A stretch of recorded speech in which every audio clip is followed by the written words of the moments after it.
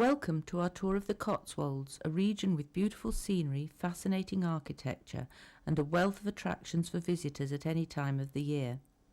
We will show you around the bustling market towns and quaint villages with their handsome limestone buildings, so many of which remain unchanged today and which testify to the wealth the area saw from the wool trade.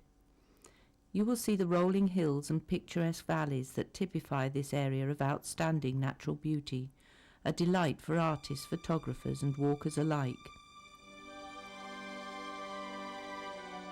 We start the tour at the town of Corinium, or Cirencester as we know it today.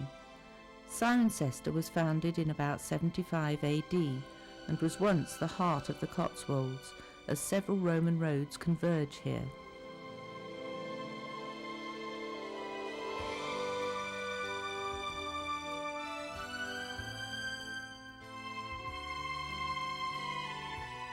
Standing over the marketplace is the parish church of St John the Baptist, which is 12th century in origin.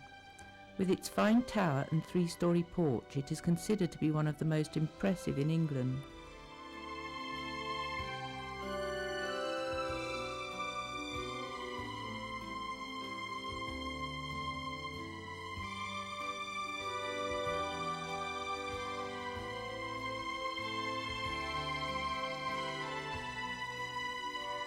As you walk around the town, you will notice the Cirencester Civic Society's town walk plaques embedded in the pavement.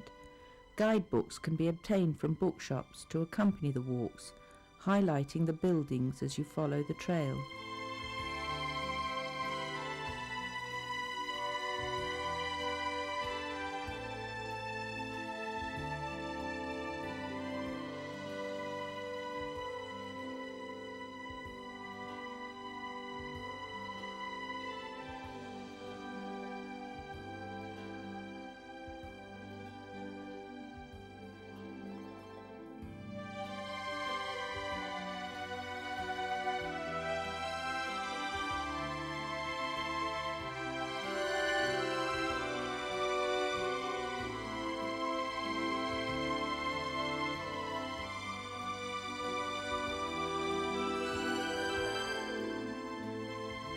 Cecily Hill until the 19th century was the main route to Stroud, but is now a cul-de-sac. Here you will see a wide variety of styles and sizes of buildings, but they are all harmonised by the colour and texture of limestone. At the top of the hill is the entrance to Cirencester Park, designed and laid out between 1720 and 1770 by the first Earl Bathurst and Alexander Pope. With its many square miles of formal parkland, it is a particularly fine example of geometrical landscaping, with splendid avenues, rides and trees. These solidly built barracks were erected in 1857 as the HQ for the Royal North Gloucestershire Militia, but now house corporate business offices. Lower down the hill is a row of cottages. Above the archway the word tontine is inscribed. This was an illegal financial scheme whereby the surviving subscriber to the enterprise ended up owning the whole row.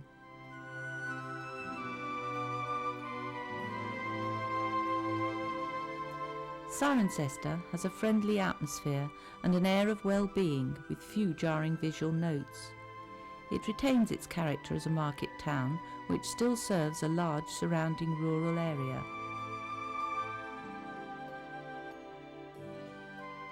Every Cotswold guidebook suggests a visit to Tetbury. There you will find one of the greatest concentrations of protected buildings in England.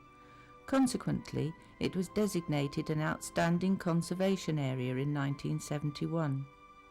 The first written record of Tetbury dates back to 681, but during the Middle Ages it became particularly prosperous for its wool and yarn markets. The pillared market house was built in 1655 and is one of the Cotswolds' finest examples. It is still in regular use today, Wednesday in particular being market day, when you will find antique stalls as well as a general market.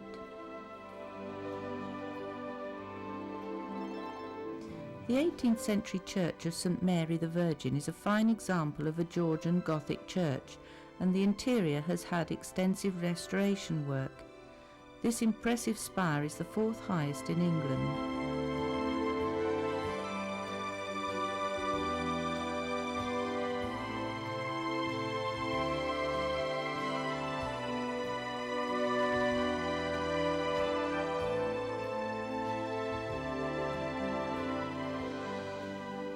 According to locals, this bridge found alongside the Bath Road dates back to the Roman era.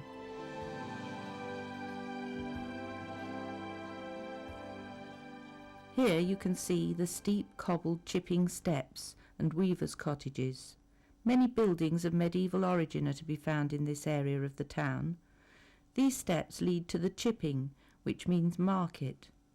For centuries this site, now a car park, played host to the mop fairs, where domestic staff and farmhands offered themselves for employment.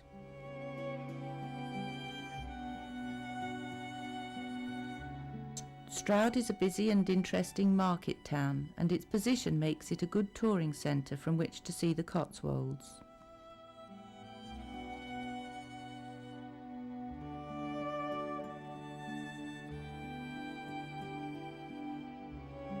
You will find the Tourist Information Centre in the subscription rooms, where you can obtain information on the many events held locally, such as the Stroud Arts Festival held every October.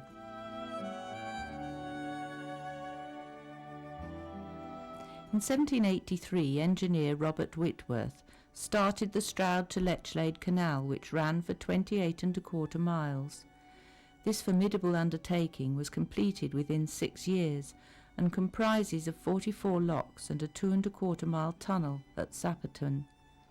Unfortunately, the canal was unprofitable due to the poor strata and difficulties in maintaining the water levels. It is now sadly derelict, although parts of the towpath are still open to walkers. Nature has reclaimed the canal as a safe haven, and it supports an abundance of wildlife. 1 or 2 of the old mills have been converted into offices, creating a pleasant environment along the water's edge. Within a mile or so outside Stroud, the canal bed turns to mud and becomes unpassable.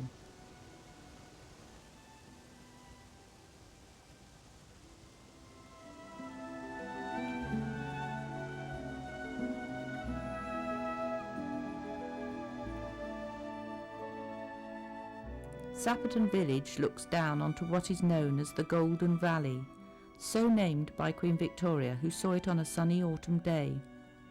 You will see many attractive cottage gardens with stone walls in Sapperton. At the end of the village is St Kenelm's Church. This discreet-looking church, with its plain glass windows, has a long history that goes back to the Domesday Book. Inside it is adorned with splendid statues and monuments, and is well worth a visit.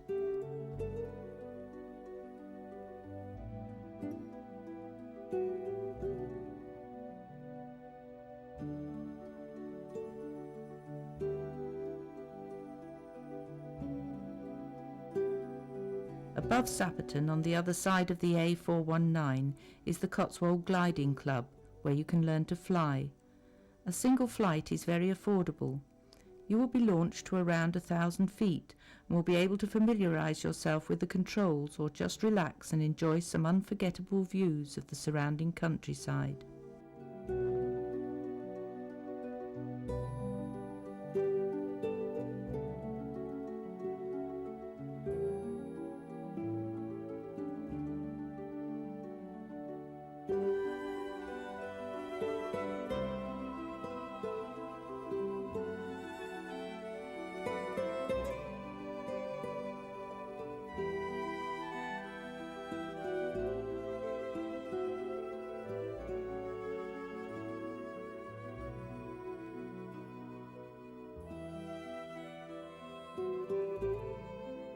Situated on the side of Painswick Beacon is the fascinating town of Painswick. Unlike other towns in the Cotswolds, Painswick's prosperity was due to the clothing industry rather than wool. Visiting clothiers and merchants in the 17th and 18th centuries influenced the improvement or even rebuilding of their provincial houses in the style of the new classical Renaissance.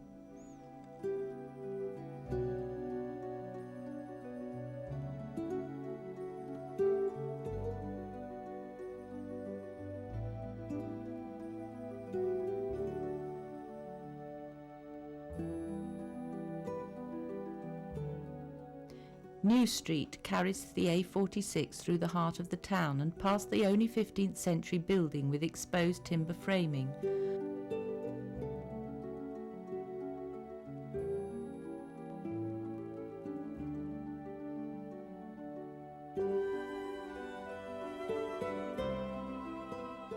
On the opposite side of the road is St Mary's Church. Its churchyard is renowned for its collection of tombs and monuments and the abundance of yew trees which line its walkways and walls, the oldest having been planted in 1792.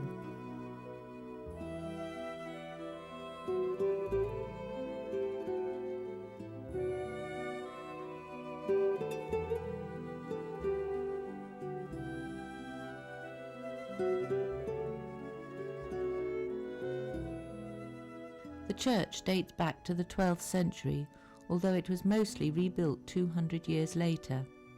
In 1883 the spire was struck by lightning and crashed to the ground. A replacement was paid for by the parishioners at the cost of £1,500.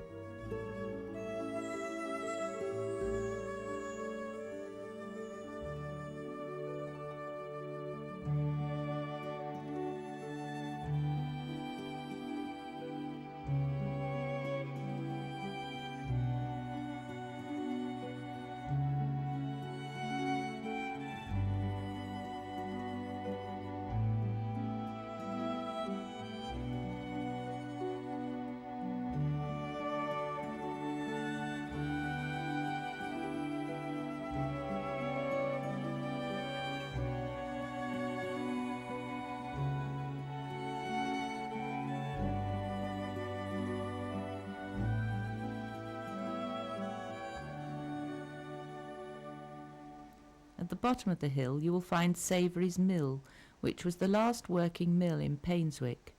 A mill had been situated here making cloth since the 15th century, until it became a corn mill in the early 19th century, and later a pin mill. In 1983 it was sold and converted into houses. In the grounds of Painswick House, half a mile from the centre of Painswick, you will find the beautiful Rococo Gardens. Benjamin Hyatt transformed a hidden coombe behind his Georgian country house into this flamboyant pleasure garden in the 1740s, but over the years the garden was lost. Restoration began in 1984, and it is now the sole complete survivor of the Rococo period of English garden design. There are some beautiful and quite amazing garden features, with carefully planned vistas and delightful planting of flowers, shrubs and trees, which, as far as possible, would have been available in the mid-18th century.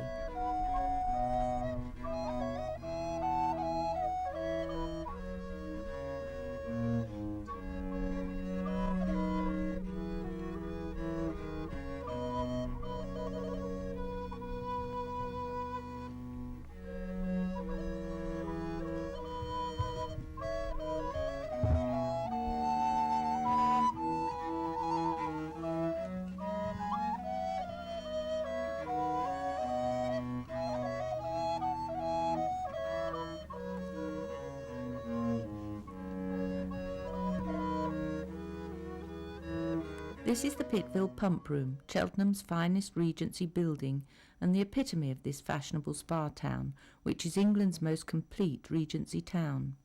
Until the latter part of the 18th century, Cheltenham was just a small village, but it became important when the area was used for growing tobacco, and then later, after this was made illegal, for its spa.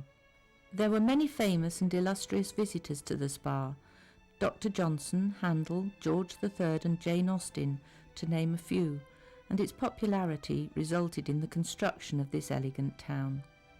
Today you can still take the waters here and visit the museum, which features 18th to 20th century costume and jewellery. There are also beautiful parks with picnic areas and a children's playground.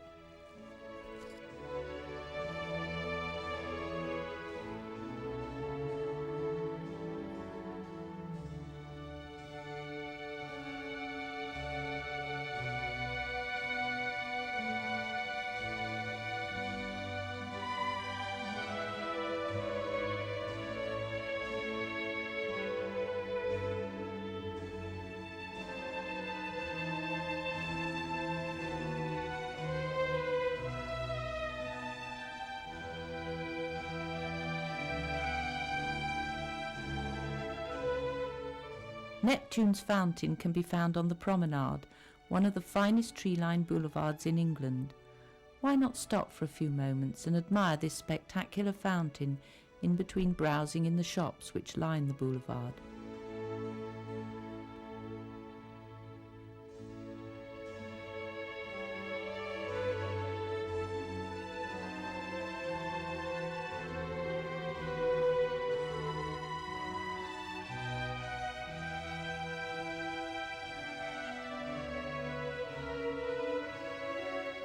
The promenade leads you to the new town centre with its good selection of shops and shopping centres.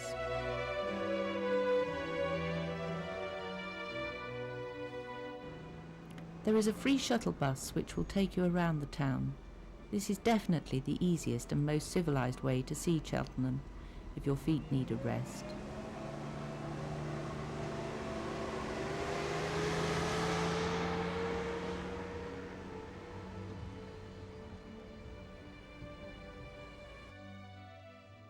At the other end of the promenade, behind the town hall in Imperial Square, you will find the delightful Imperial Gardens. This is obviously a popular and relaxing place to be on a warm summer's day.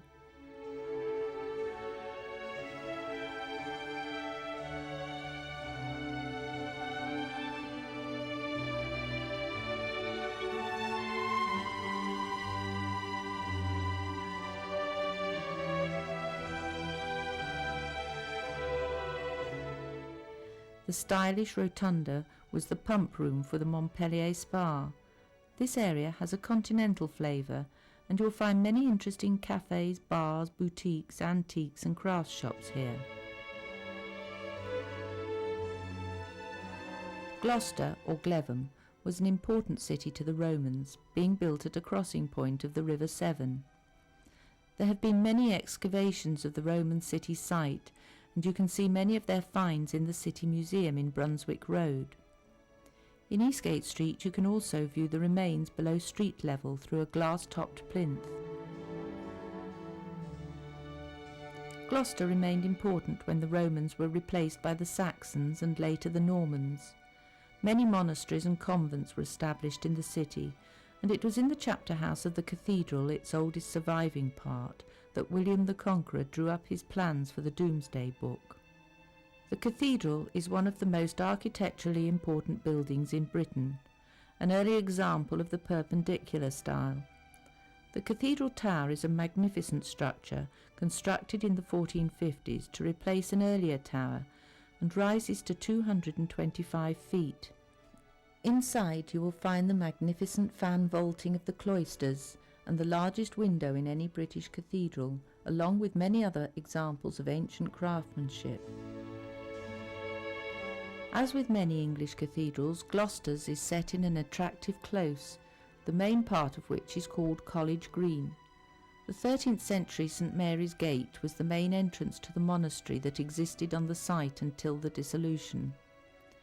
Next to it is a 15th century timber-framed house, built on the stone base of the monastery's armoury.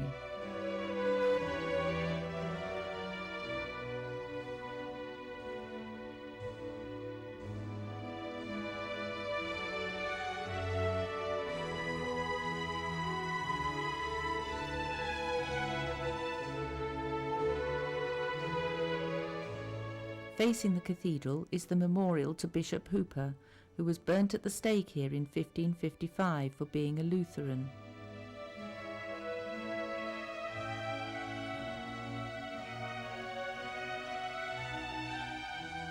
Bishop Hooper's lodgings in West Street is a beautiful three-storied building with a double overhang, and is so named as the bishop spent his last night here.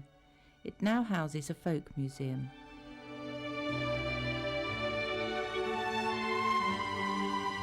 This house was the model Beatrix Potter used for her Taylor of Gloucester story, and is now a museum featuring scenes from the book. There are many fine buildings and beautiful houses around the city, and you can join a guided walk at St Michael's Tower at the junction of the four main gate streets.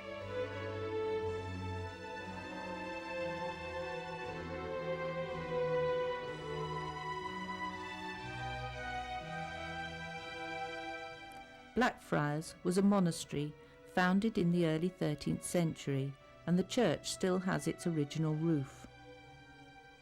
Greyfriars, another monastic building, this time 16th century, can be found near the new covered market.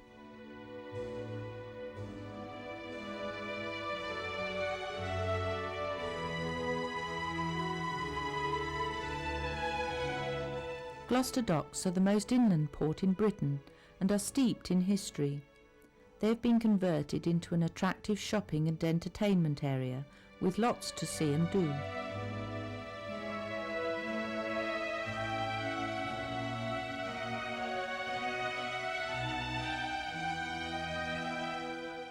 The story of Britain's inland waterways is told at the National Waterways Museum.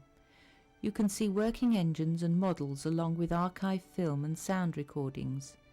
Many different sorts of boats can be found in the marina, and boat trips are available in the summer months.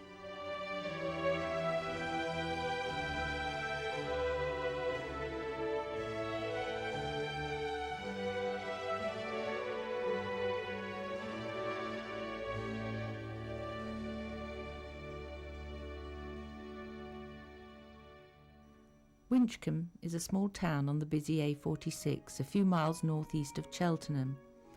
It predates many Cotswold towns due to its strategic position. By the 8th century, it was a seat of Mercian royalty and was the location of a great abbey which flourished until the dissolution. The site of the abbey lies to the east of the parish church, but no serious excavation has yet been attempted. In the 1460s, Abbot William initiated the building of a new parish church. He started with the construction of the chancel, but left the parishioners to finish it, which was done with the financial help of Sir Ralph Batelier of Sudeley. It is likely that Sir Ralph's features are included amongst the striking and fascinating collection of carved heads and grotesques you can see on the outside walls of the church.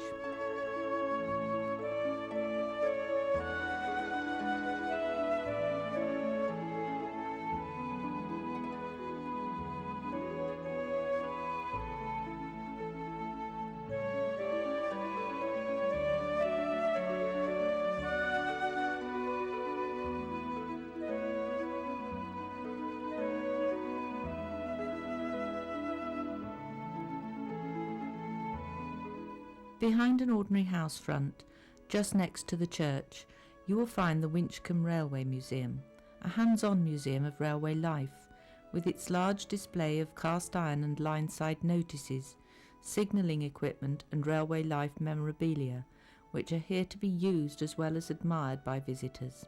The exhibits are in a delightful cottage garden setting, full of many old and rare plants, with a Victorian vegetable garden and a medieval physic garden.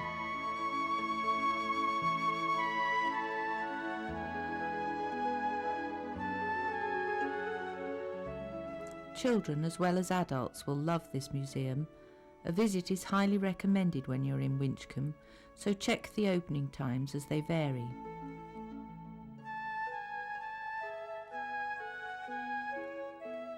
Winchcombe is rich in old buildings. A few late Tudor examples still survive, and there are some late 16th century half-timbered as well as old stone properties.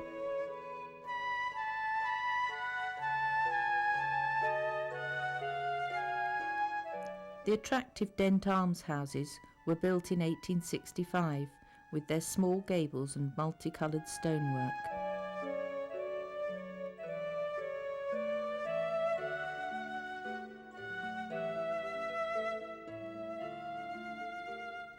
Vineyard Street, with its attractive cottages, leads you out of town into beautiful countryside with a view down to the magnificent Sudeley Castle.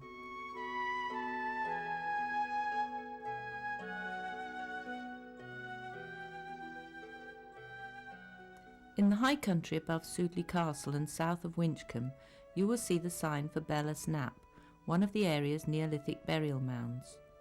To get to the mound, you ascend a picturesque leafy trail and are rewarded for your efforts by spectacular panoramic views over Winchcombe and Sudeley Castle.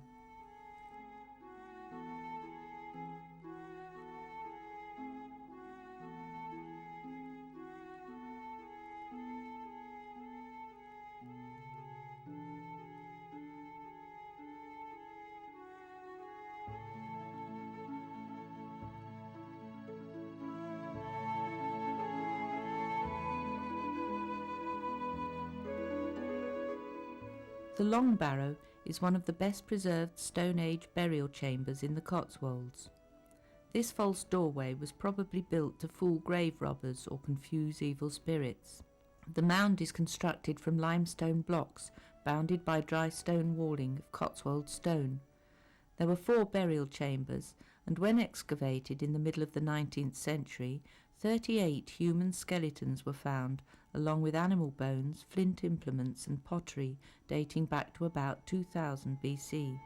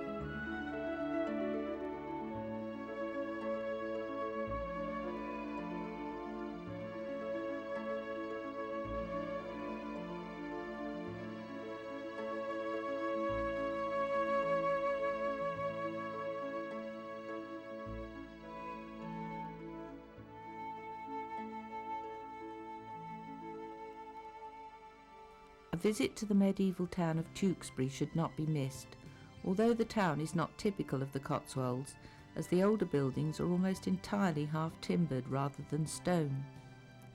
The main appearance of the town has not changed much over the centuries. The streets are full of hustle and bustle and are lined with noble houses, humble cottages, chapels and pubs. The Royal Hop Pole Hotel has been immortalised by Dickens, who, according to an inscription, stopped off there for refreshments. The Ye Old Hat Shop, built in 1666, has an early 19th century sign outside of a beadle's hat. By the cross you will find Cross House, which is believed to have been used as the courthouse for the Lords of Tewkesbury. Further down the High Street is the House of the Golden Key, an old coaching office. It has 4 towering stories with 2 nodding gables and is considered one of the finest examples of this style of building in the country.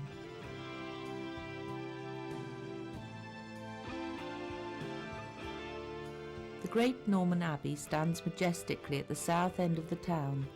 It was built by Robert Fitzhammond between 1087 and 1123, with stone imported from Caen in France.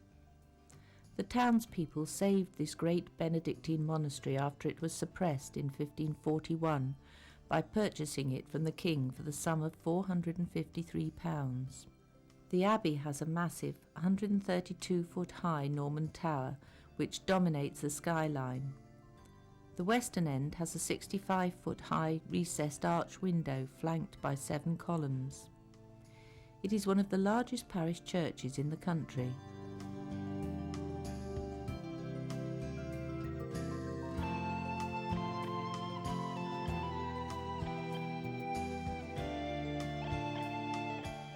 To the west of Tewkesbury is the Mill Avon, a subsidiary of the River Avon, created to power the local mills in about 1190.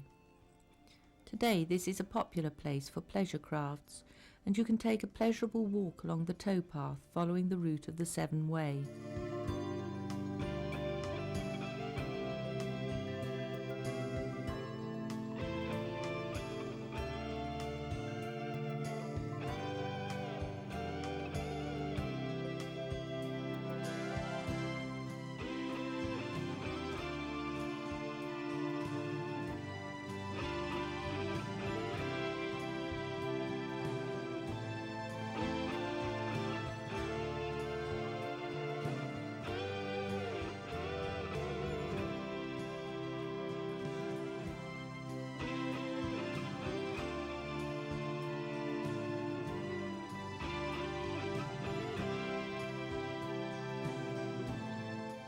The Gloucestershire-Warwickshire Steam Railway plc run a steam train and diesel locomotive service through the summer months. The Great Western Main Line Railway was built in the early 1900s and provided a direct route from Birmingham to Cheltenham, which saw many years of heavy traffic. In 1977, the line closed and was totally dismantled in 1979. A group of enthusiasts formed the Gloucestershire-Warwickshire Steam Railway and reconstructed the 6.5 miles of track from Toddington to Gotherington. Gotherington is an unmanned halt, and you are unable to leave or board the train at this point. Winchcombe Station is situated 1 mile from the town centre, so prepare yourself for a walk if you wish to visit Winchcombe from here.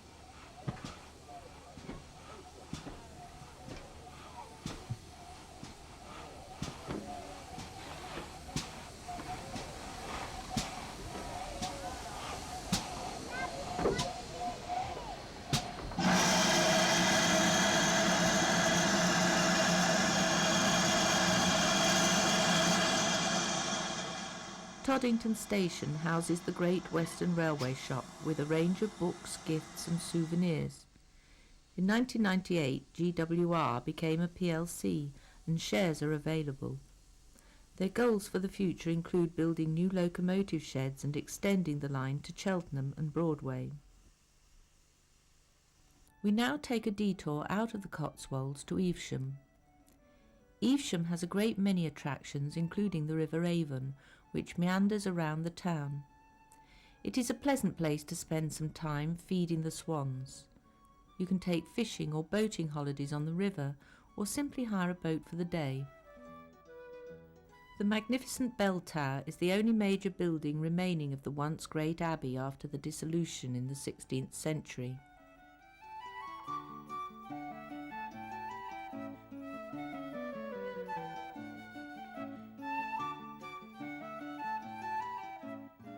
On the far side of the bell tower are two churches, the All Saints Parish Church and the St Lawrence Church, which is only used on special occasions.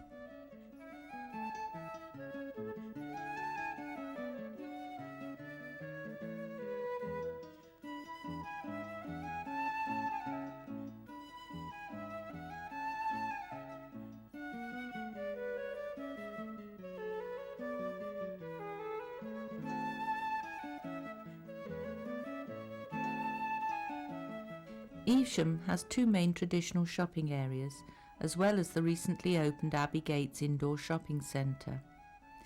It is an ideal touring centre, as Stratford-upon-Avon, Cheltenham and Broadway are all within a short distance.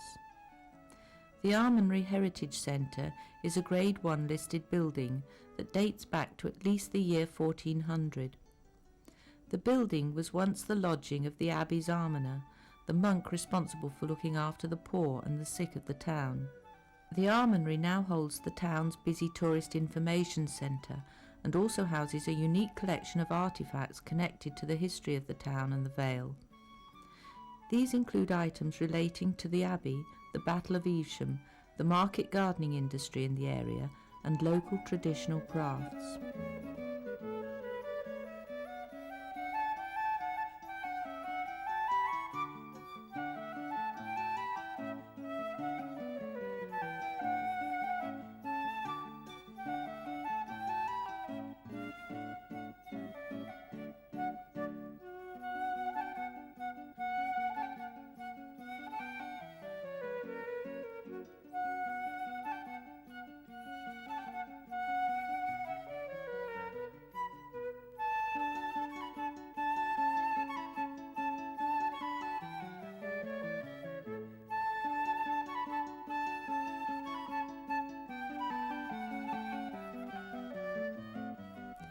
You should also visit the lovely almondry garden, where you can catch the scent of flowers on the gentle breeze and where the noise of traffic is hardly detectable.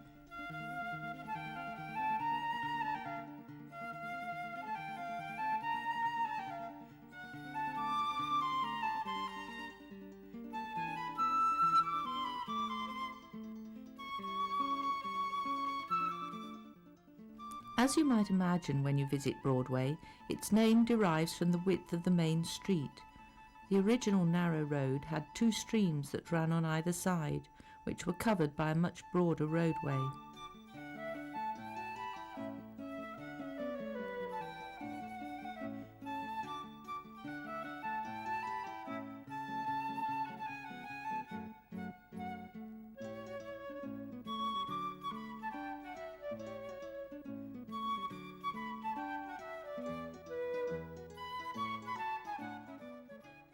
You will find many shops aimed at the visitor, particularly antique shops, galleries and craft shops, as well as some fascinating and beautiful buildings, which are predominantly of an attractive honey-gold guiting stone, and there is a delightful mix of Tudor, Stuart and Georgian styles.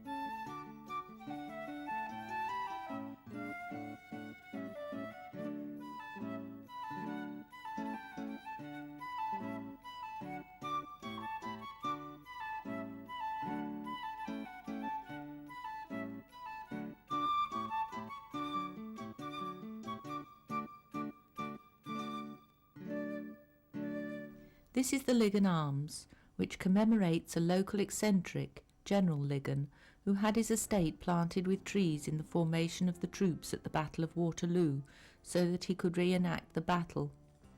It was a staging post on the coaching route from Worcester to London, and Broadway was a fashionable overnight stop. At its height of popularity, the town boasted more than 20 such inns.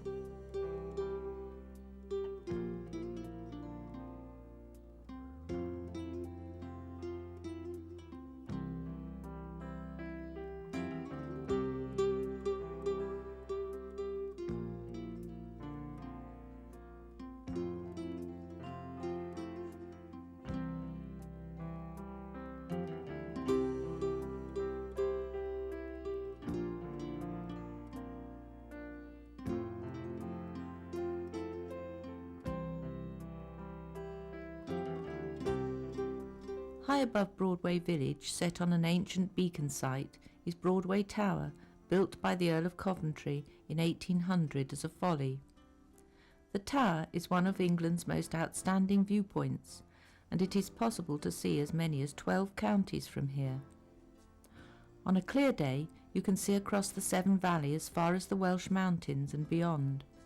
The surrounding countryside, the red deer and the rare Cotswold sheep create the perfect place for a picnic or the start of a country walk. The tower has a fascinating past which you can find out about from its exhibitions. It was a country retreat for the pre-Raphaelites, most notably the artist and designer William Morris. Broadway Tower is privately owned and there is an admittance fee. At the crossroads to Chipping Campden stands the prominent finger-post cross hands. It was erected by Nathaniel Izard in 1669. Its wrought iron arms point the way to Worcester, Gloucester, Oxford and Warwick.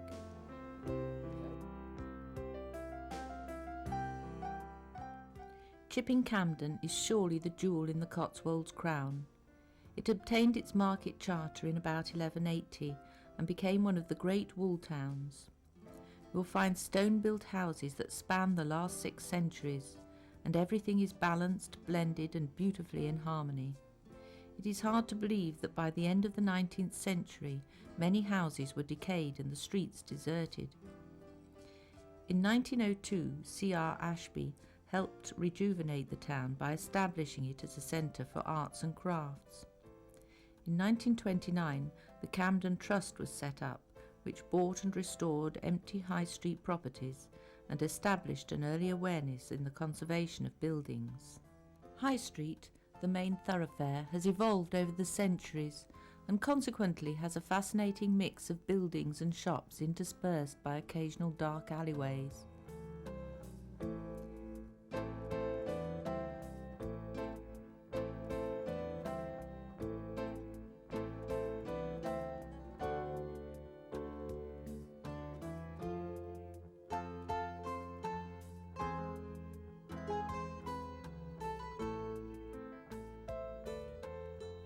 Halfway down the High Street is Sir Baptist Hick's lovely Market Hall. It was built in 1627 for the sale of butter, cheese and poultry. The gabled, open-bayed hall with its stone-cobbled floor makes a marvellous focus for the centre of the town, sharing its island site with a memorial cross and the rebuilt town hall.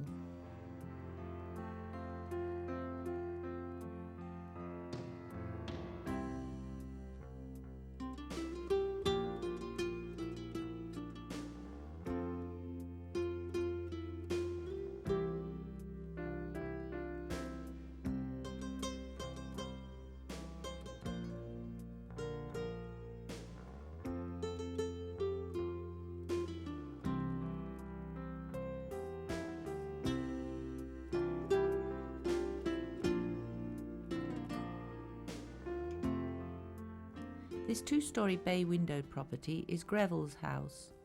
It is the oldest building in Chipping Campden, being late 14th century, and would have been one of the few stone-built houses on High Street at that time.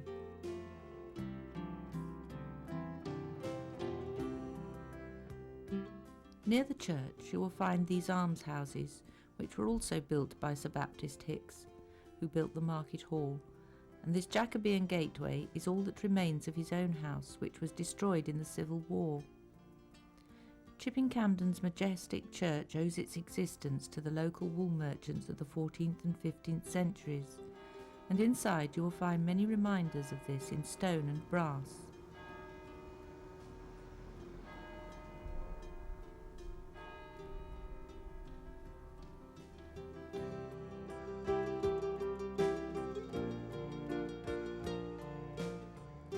Travelling on the A44 towards Moreton-in-Marsh, you will pass through the attractive village of Moreton-on-the-Hill.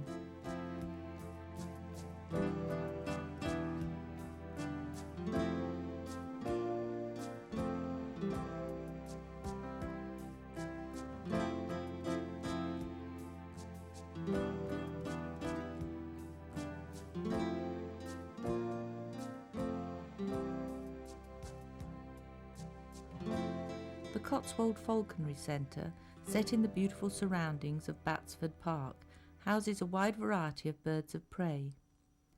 Displays held throughout the day give an insight into the ancient art of falconry. It is an unforgettable experience seeing falcons swoop and hawks fly majestically around you. You can see the many breeding aviaries and enjoy these wonderful birds while thinking positively about their conservation.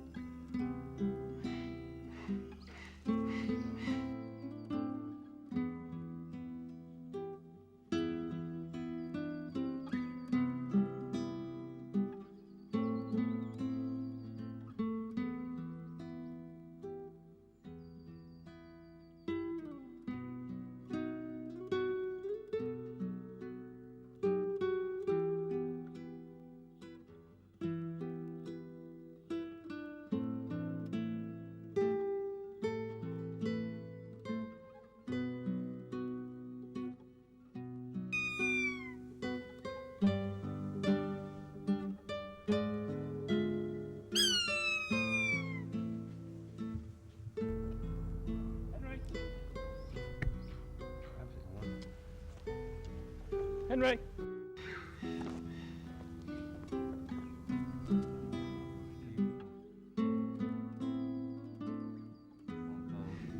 Stumper? Stumper's a European eagle owl.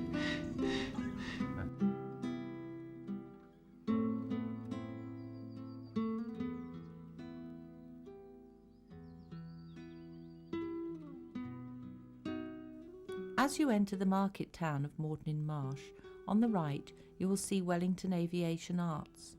Opened in 1990 by Air Marshal Sir Ivor Broome, the gallery holds a treasure trove of aviation art and memorabilia, and also pays tribute to the aircraft and crews from the nearby RAF Morton-in-Marsh airfield.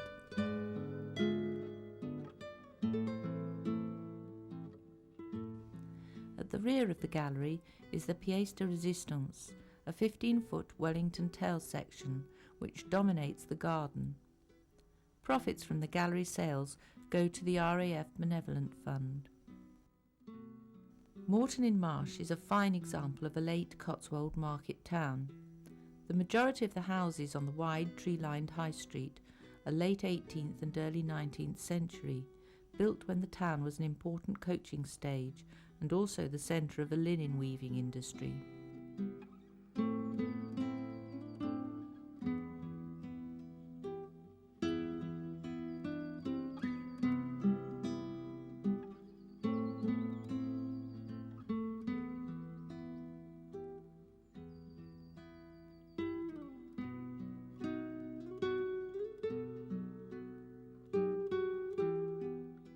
In the middle of the High Street, at the T-junction of Fosse Way and Oxford Street, is the Redesdale Market Hall.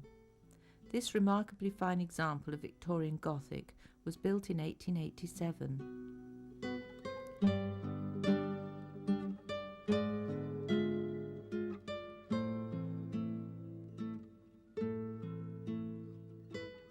The Redesdale Arms catered for the coaches that travelled along the Fosse Way, as did the White Hart Hotel. King Charles I spent 2 nights here in 1644 at the height of the Civil War. St David's Church, hidden away at the back of High Street, marks the site of the original Roman village. It was initially a chapel of ease and was largely rebuilt in 1848. It is not a wall church, and few buildings in the town relate to any medieval prosperity.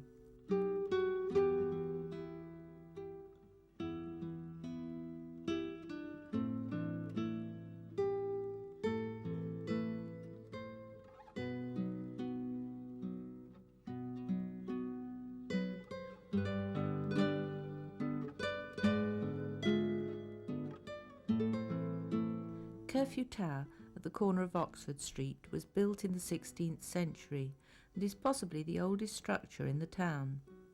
Its small stone tower supports a clock made in 1648, and the curfew bell is apparently dated 1633.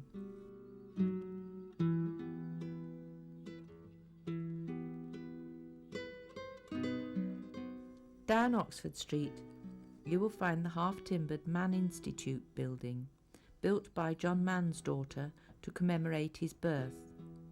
Above the door is an inscription by the poet Ruskin.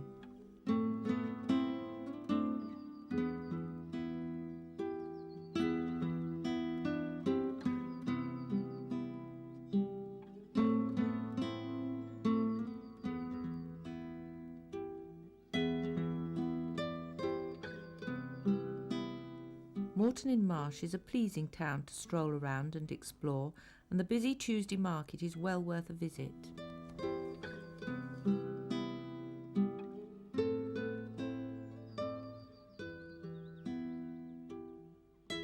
At the crossroads, just after the old Morton-in-Marsh RAF station, you will see the 4 Shires stone, which stands on the borders of Warwickshire, Gloucestershire, Worcestershire and Oxfordshire.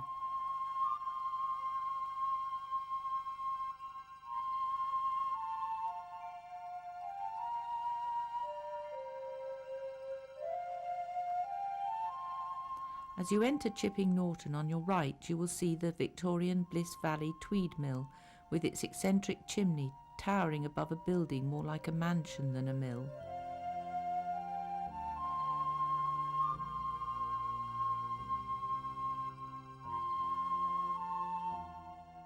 Chipping, which means market, has a sloping triangular marketplace which is the heart of the town.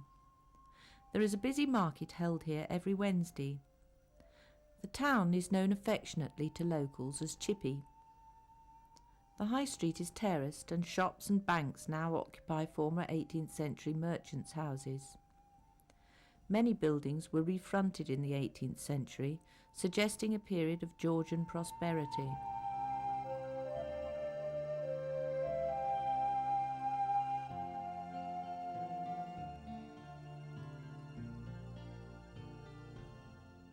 At the end of the market square is the classical style town hall, scarred by the weather over the years.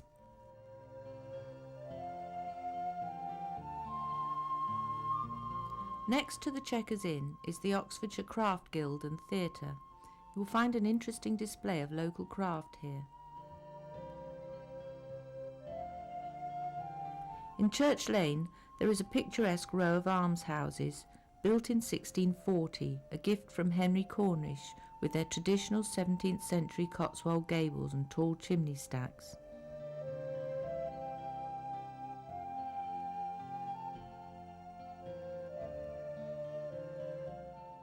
At Great Rollright, just outside Chipping Norton, you should stop to see the Rollright stones, 3 prehistoric monuments about 4,000 years old. They are thought to be the remains of a long barrow and a ceremonial stone circle, and consist of a circle of 70 stones known as the King's Men, a group of 5, the Whispering Knights, and a single stone known as the King.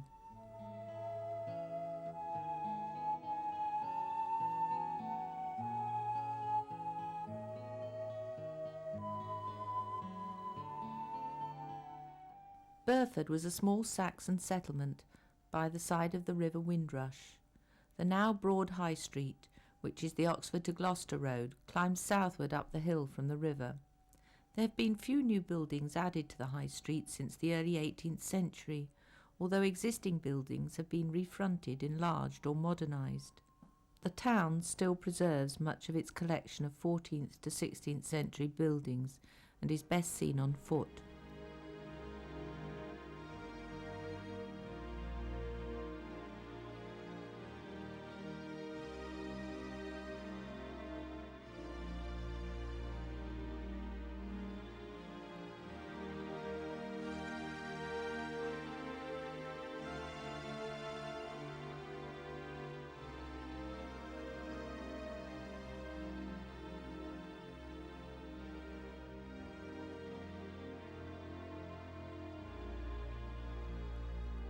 Halfway up High Street, on the corner of Sheep Street, is the 16th century courthouse, the Tolsey, which now holds the Tolsey Museum. Here you can see the town's original charters, dating from the 13th century. Sheep Street, with its grass verge and trees, is a nice place to sit and rest for a while. At the end of the street you will find the medieval Lamb Inn, which was conveniently placed for the travellers and merchants making their way along the original route of the Fosse Way.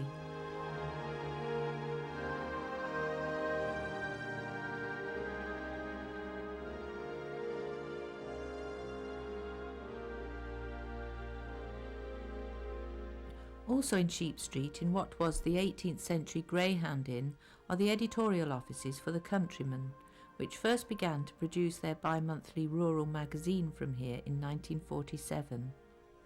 The River Windrush prevented a northward spread of the town, and the Windrush Bridge marks an instant transition from town to country. This bridge replaced the earlier ford, bringing more trade and hence prosperity to Burford.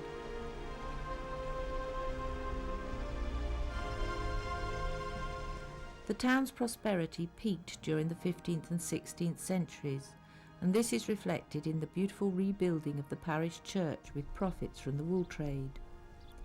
The church was used in 1649 by Oliver Cromwell to imprison mutineers for 3 days before 3 were shot as an example. One of the prisoners, Anthony Sedley, scratched his name on the rim of the font. Nearby in Church Lane are the great almshouses which were founded in 1457 by Richard, Earl of Warwick, and rebuilt in 1828. fortunately leaving the fronts unchanged. This attractive area at the other end of the high street, where it begins to climb, should not be missed with its pollarded lime trees, grass verges and cottages. The Cotswold Wildlife Park is set in 120 acres of parkland and gardens. The Gothic-style manor house in the centre of the park is where you will find the reptile house, aquariums, the bats house, gibbons and much more.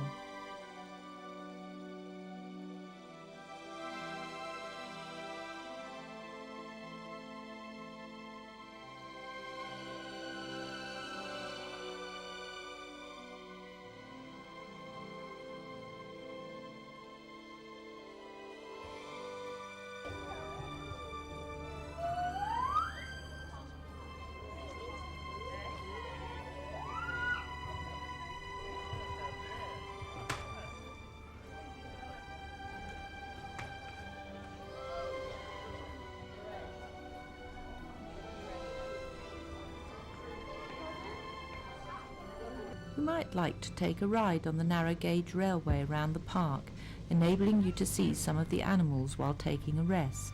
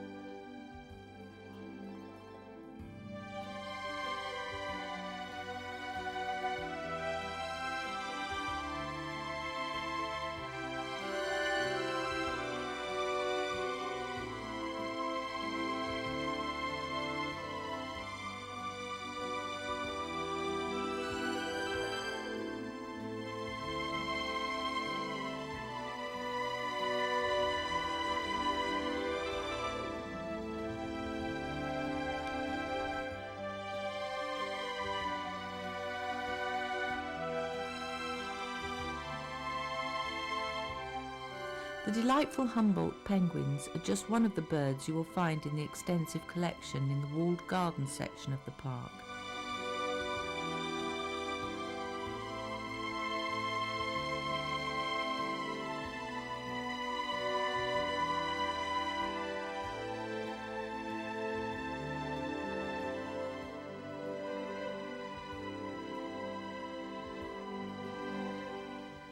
The park is laid out with a variety of habitats to accommodate the wide diversity of animals, so there is a change of scenery around every corner. The adventure playground is a popular habitat for this species.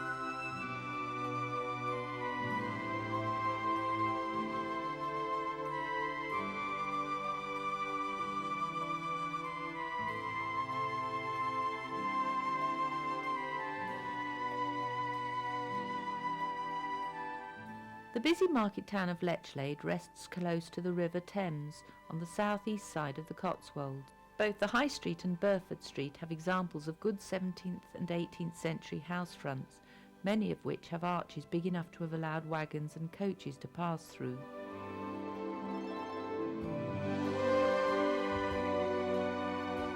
St Lawrence's Church is one of the wall churches, built in the late 15th century of Tainton stone.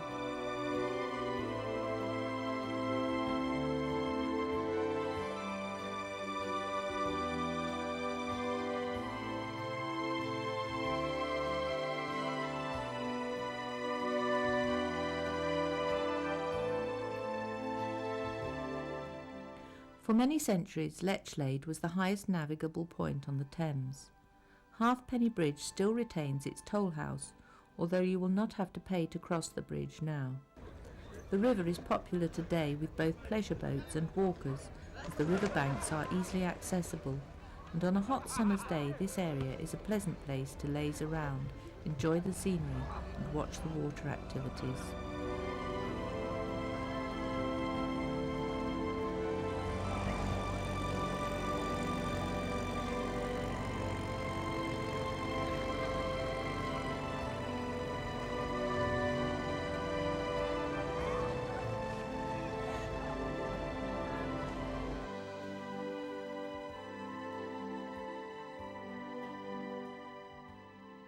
In contrast to Lechlade, Fairford, situated only 4 miles to the west, is a much quieter village, except for busy London Street, which borders the south side of the marketplace.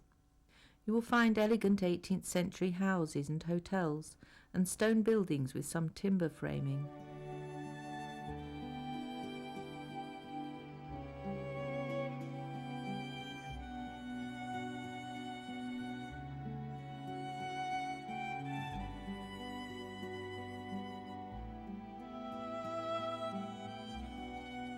The Church of St Mary the Virgin celebrated its 500th anniversary in 1998. This stunning church was built almost entirely between 1490 and 1530 under the patronage of local wool merchants. You should go inside to see the unique set of medieval stained glass windows by Barnard Flower, the greatest glazier of the early 16th century.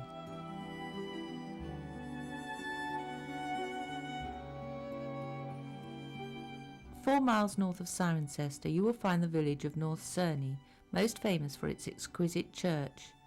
Much love and attention has been lavished on the church since its Saxon foundation, and its splendid condition is due to careful restoration work this century.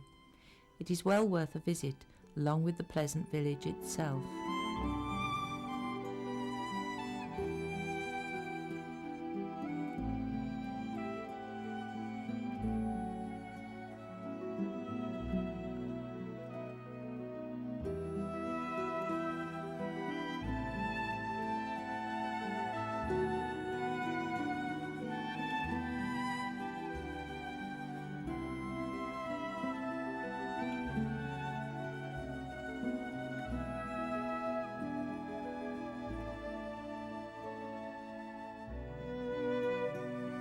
About a mile to the east of North Cerney is the attractive village of Calmsden, another pleasant place to stop.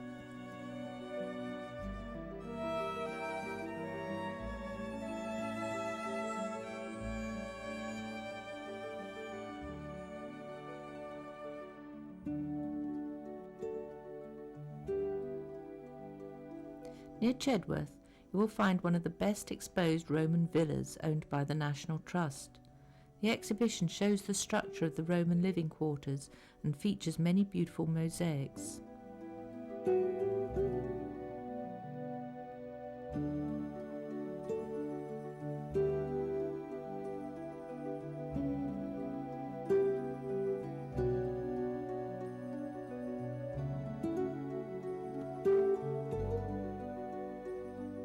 Yanworth is a small hamlet on the Wold's Edge with many attractive cottages and fine farm buildings in the pleasant surrounding countryside.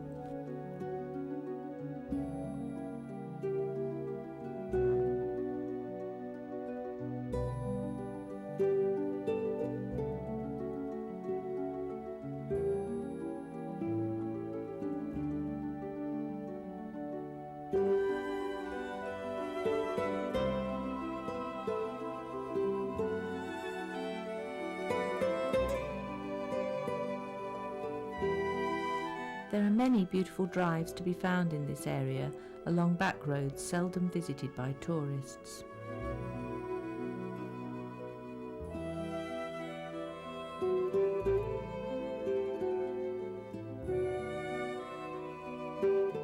You can clearly see from this section of the Fosse Way how straight the Romans built their roads.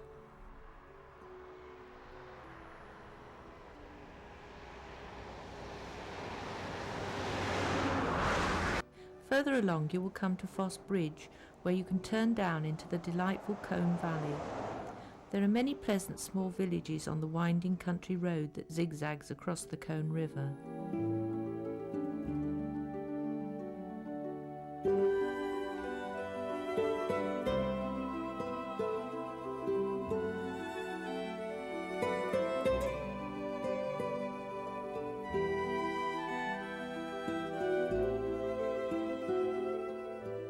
At Colne Rogers there is a small Saxon church to be found down a quiet walled lane.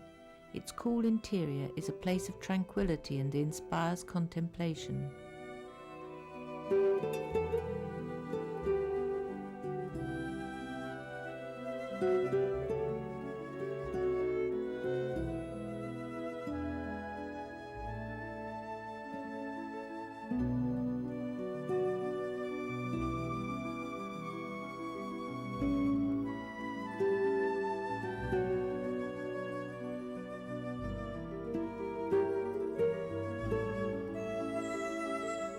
Winson is a quiet village with well-restored cottages in attractive groups. St Michael's Church, set above the village, is another peaceful place with some beautiful wall paintings.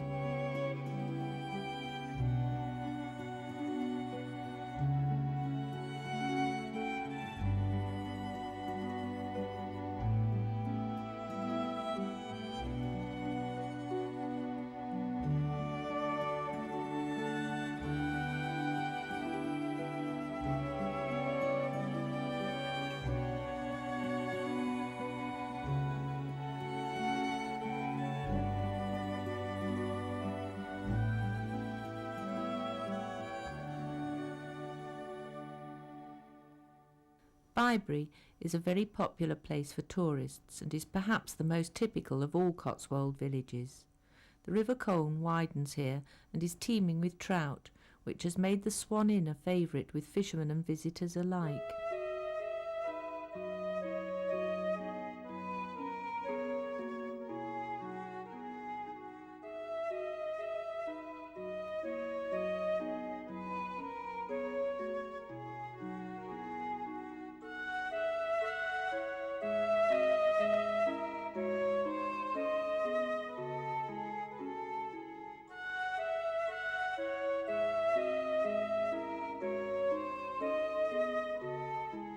At the far end of the village is a small bridge that takes you to the delightful terrace known as Arlington Row. It was built in the 14th century as a sheep house and later converted to provide cottages for the weavers who supplied cloth to Arlington Mill.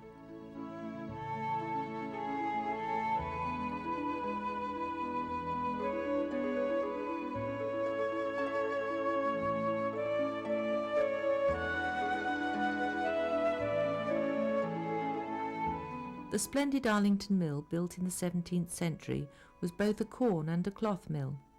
Machinery can be seen in operation in the mill, which also contains an interesting folk museum.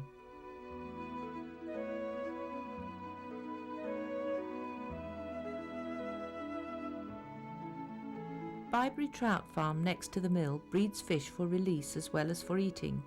You can follow the various stages of their development, and fish of all sizes can be seen.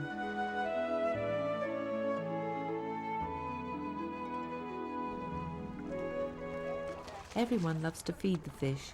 Just watch the water boil as they fight for the food.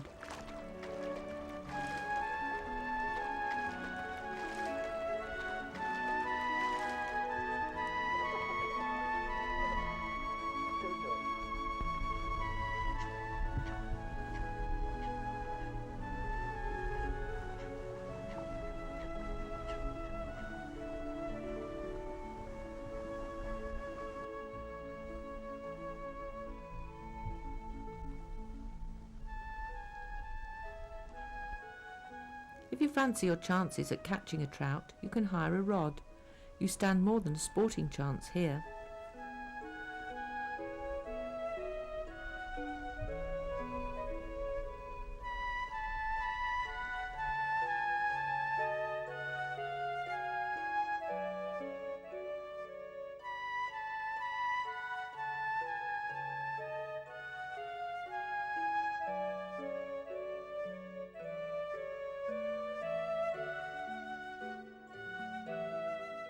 One of the Cotswolds' most photographed scenes is to be found at the twin villages of East Leach Martin and East Leach Turville.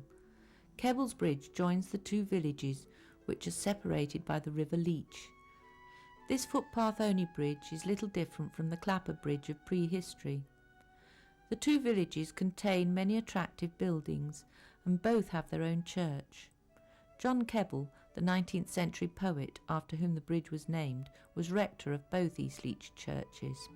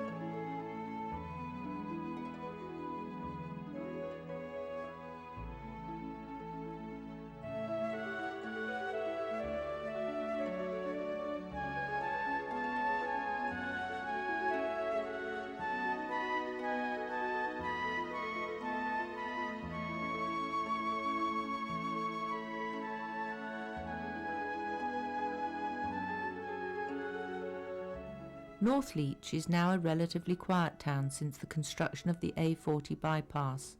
The Oxford to Cheltenham road used to run through the main street. It was originally a wool collecting centre, as the grazing land on the surrounding hills produced huge quantities of wool, which was exported to Europe. The trade declined in the mid-16th century, and North Leach became a busy country market town. Around the market square you will find buildings with 16th or 17th century origin, such as the Sherborne Arms.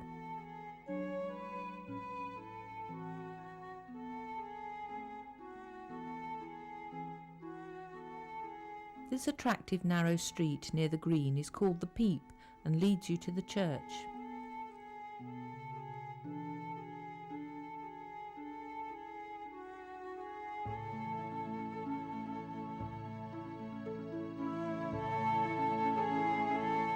North Leach Church, almost entirely rebuilt and financed by local wool merchants in the second half of the 15th century, dominates the town and is thought to be one of the finest wool churches in the Cotswolds.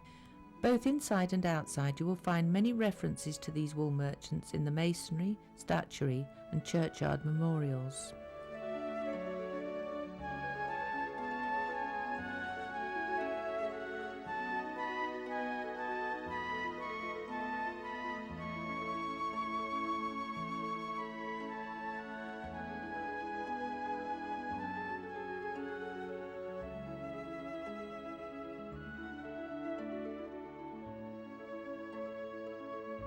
At the western end of North Leach, by the Foss Way crossroads, is the old House of Correction built in 1790, which later became the police station.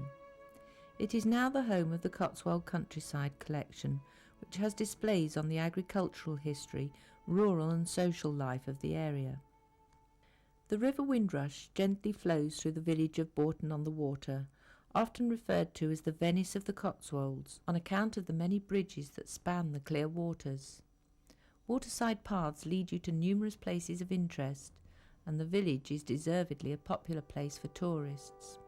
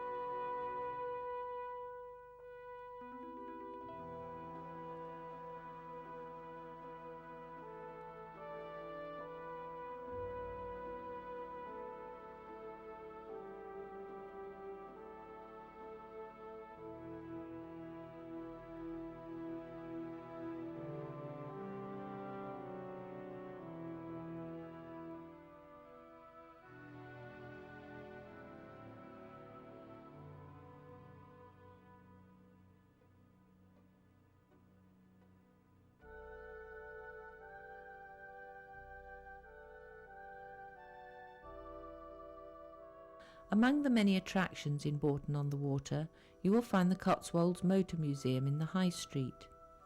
It is housed in this 18th century barley mill and also features the childhood toy collection, a jewellery collection and an old village shop and garage with many other interesting items. Along with the many beautiful cars, there are bicycles, motorcycles and models, including the children's favourite, the TV star Brum.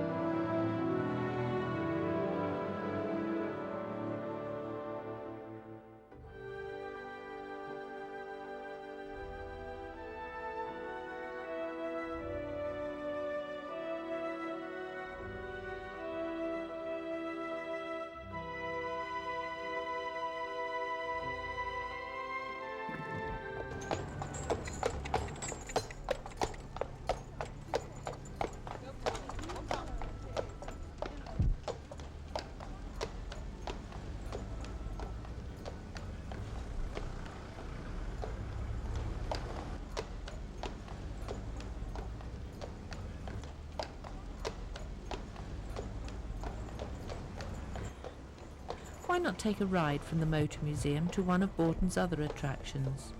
The model village is situated in the garden of the oddly named Old New Inn. Opened on Coronation Day 1937, its fame has spread all over the world. It is an almost exact replica of Bourton itself, built of Cotswold stone on a 1:9 scale, and therefore has a model of the village within the model. You really should not miss this incredible piece of workmanship on your visit to the village. It is a delight for the young and old alike.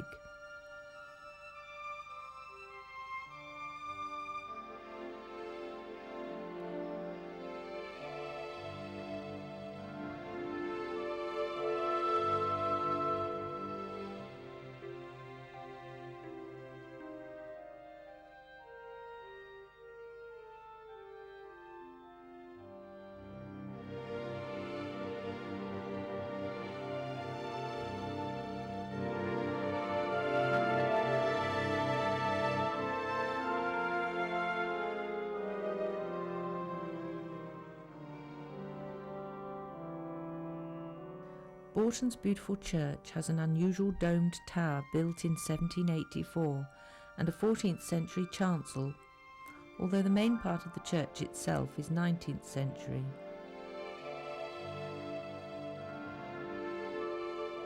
Upper and Lower Slaughter are dissimilar twin villages on the River Eye, a tributary of the Windrush, and are among the loveliest in the Cotswolds.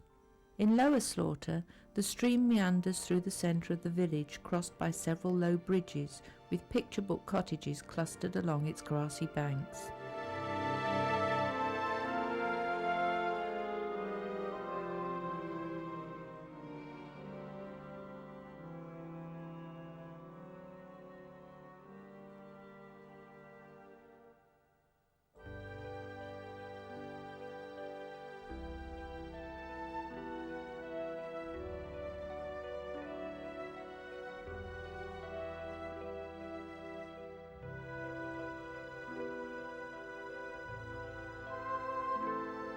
Nearby is an early 19th century corn mill, which was still working in the 1960s. It retains its water wheel and now houses the mill museum and shop.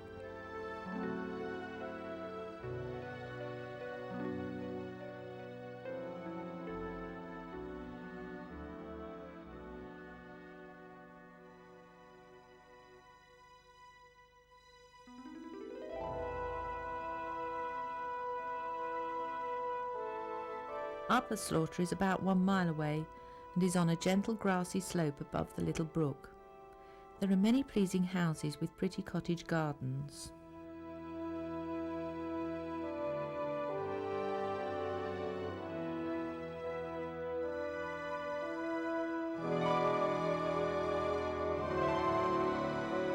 Stow-on-the-Wold is the highest town in the Cotswolds, perched at a height of 750 feet, and is perhaps the most well known. The town was originally called Stow St Edward. During the wool boom, due to its position at the junction of many roads, it became the site of two important annual fairs, and the vast marketplace reflects its past economic prosperity. These two fairs are still held here today, but mainly for horses.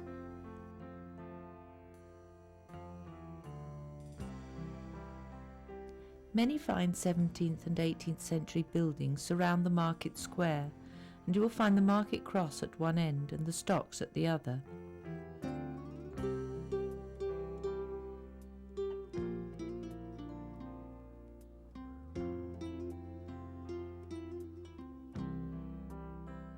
St Edward's Hall dominates the centre of the square and dates from 1878, built in the Gothic Revival style, and now houses the county library.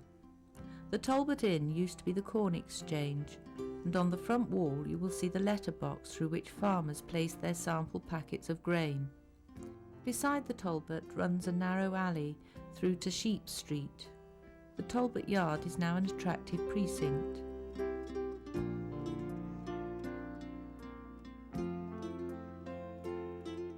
The east side of the market square by the market cross is the King's Arms, which was being used as an inn in 1647 and became a busy post house and coaching inn.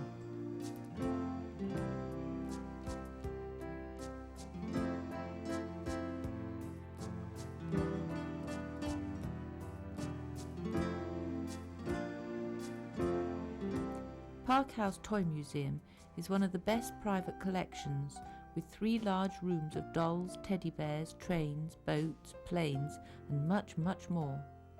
A visit is sure to bring back childhood memories, but check for opening times as they vary throughout the year.